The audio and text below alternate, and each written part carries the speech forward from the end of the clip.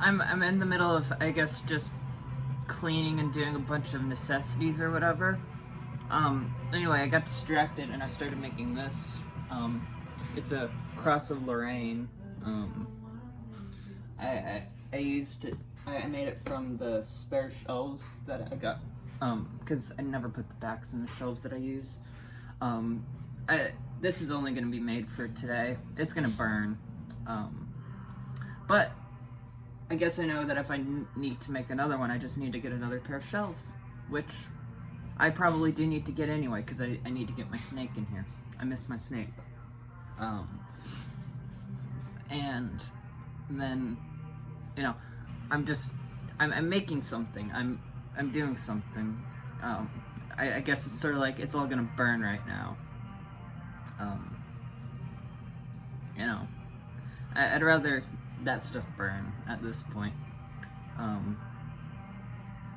But yeah, I'm just gonna burn some stuff, and it's gonna be cool.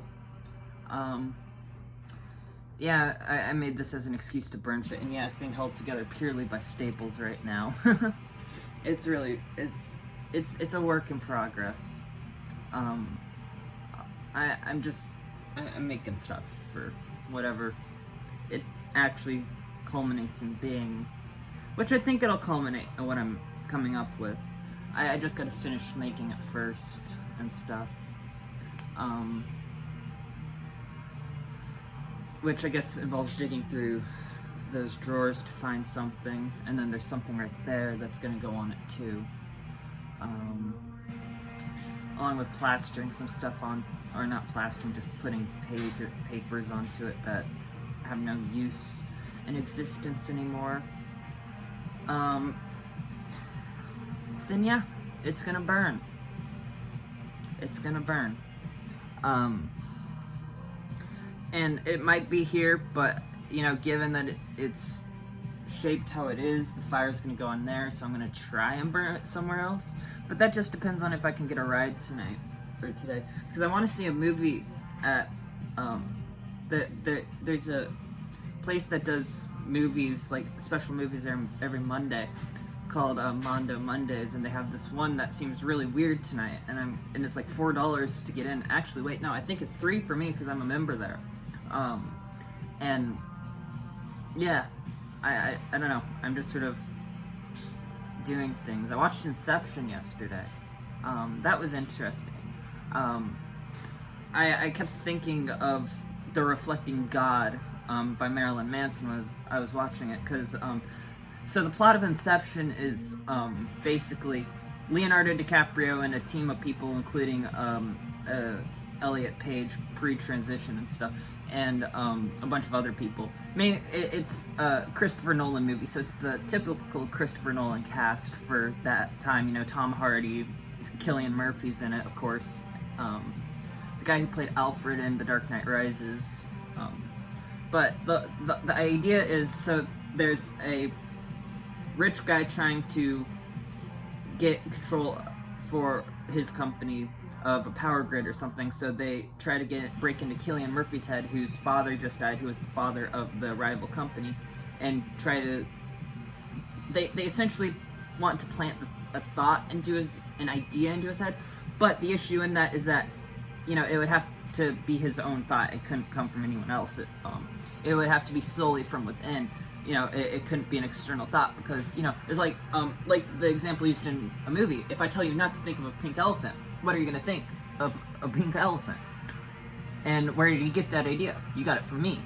But, you know, if you go deep into subconscious, you know, then you can do it.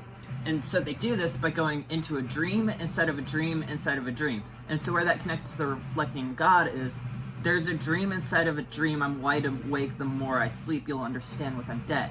Now, Mal, who was the character of Leonardo DiCaprio's wife, Cobb, that's Leonardo DiCaprio's character's name. So Cobb's dead wife, Mal, had a complete break from reality as a result of Cobb implanting the idea that, you know, she didn't know what was, you know, a dream and what was real anymore, which subsequently led to her suicide.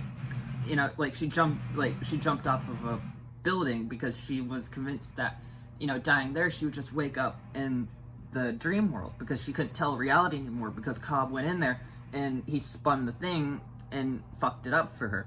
And as a result, fucked it up for him, you know. And so a lot of the movie is, you know, Cobb's character just trying to escape the memory of Maul. Whereas Elliot Page's character, you know, sees this shit going on and is like, yeah, this person really is too unstable to be here and, like, really shouldn't be here.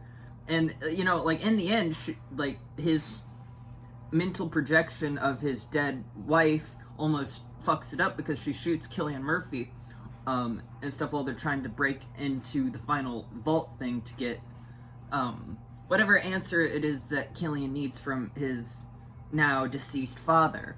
And so, you know, that culminates in, well, I'm not going to spoil the movie. It's a good movie. Christopher Nolan is a really good director, though I've only seen the Dark Knight trilogy. And I only actually first watched that for the first time because I had never actually seen any of the full Dark Knight movies up until, like, a year ago. And they were really good.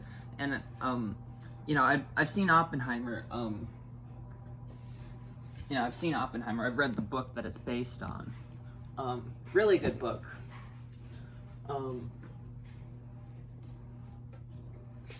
But, you know, that's really all I know about Christopher Nolan movies. I want to see The Odyssey, you know, whenever that comes out, because I like that work. But how accurate to Homer it will be, I'm not sure.